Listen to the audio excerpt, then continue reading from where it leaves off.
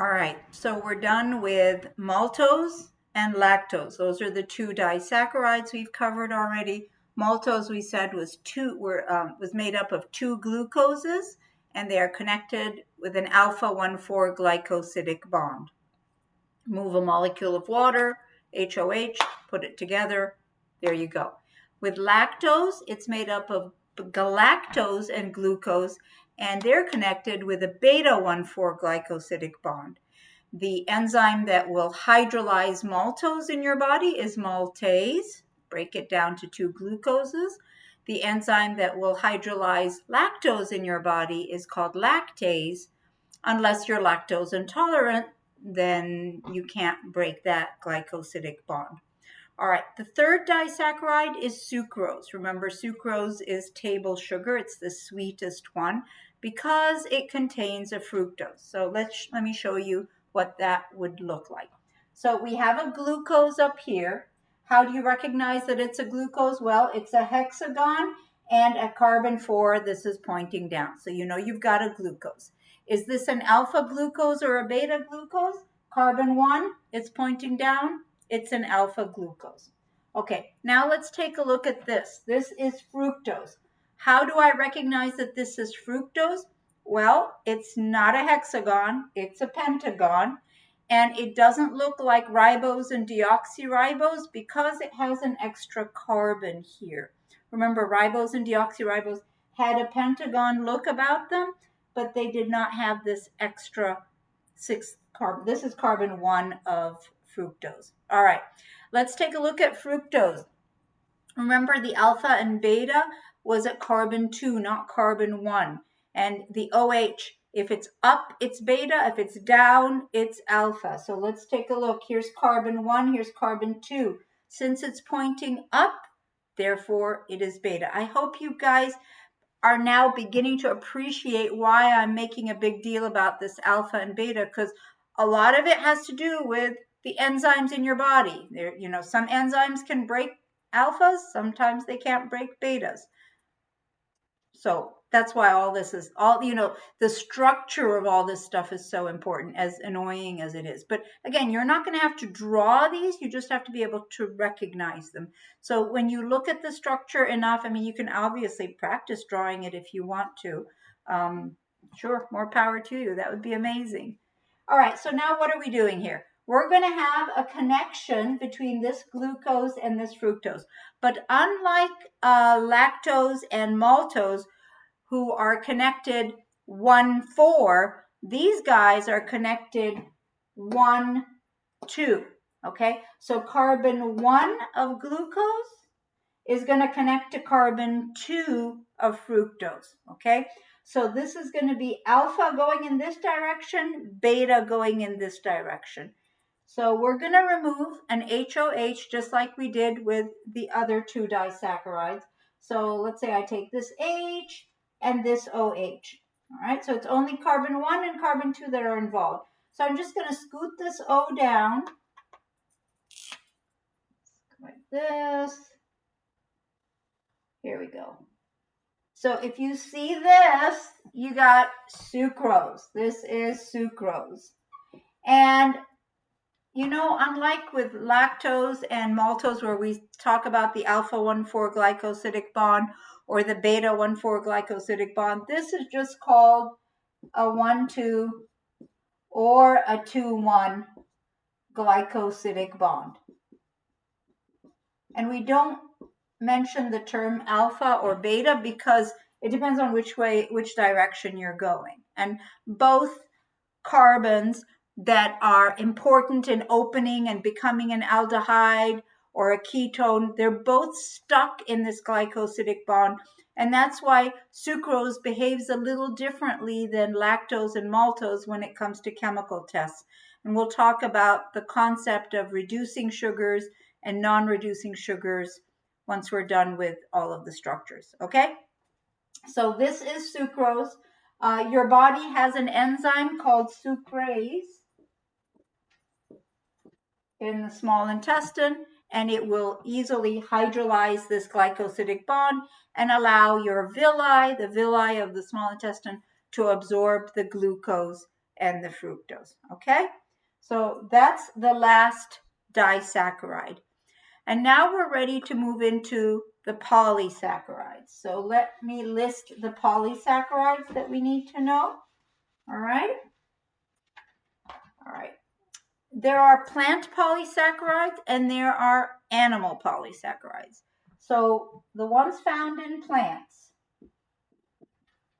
you know that starch is found in plants, right? From biology classes, you know that your plants do photosynthesis and they take the carbon dioxide and water and they turn it into glucose and then they store it in their starch storing cells as starch. All right. So plants, polysaccharide, starch. There are two molecules that make up starch. Okay. Every time you eat a bagel or a sandwich, some bread or a potato or anything that's starchy, you're eating two molecules. One is called amylose and the other is called amylopectin. So amylose and amylopectin together make up starch. All right, and we'll learn the structure of these guys. The other plant polysaccharides, so we're talking about polysaccharides.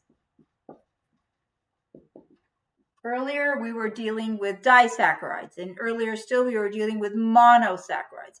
Now we're doing polysaccharides. Polysaccharides are 10 sugar units or more. These are actually thousands.